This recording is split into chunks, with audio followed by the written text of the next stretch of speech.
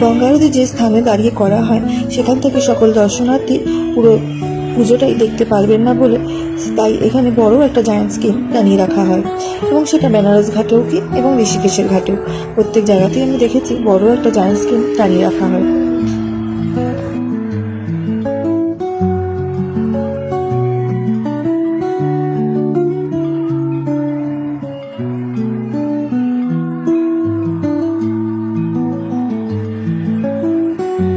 সত্যি এই গঙ্গা আরতি দেখলে মনটা পুরো শান্ত হয়ে যায়, কি ভালো যে লাগে সেই সময়টা।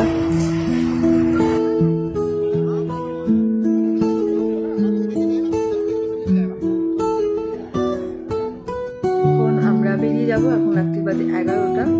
তো এখন আমাদের প্যাকিং কমপ্লিট, আমরা এবার দেবভূমি ছেড়ে বেরিয়ে যাচ্ছি। টোটাল ট্রিপ আমাদের কমপ্লিট, এবার ফেরার পালা বাড়িতে।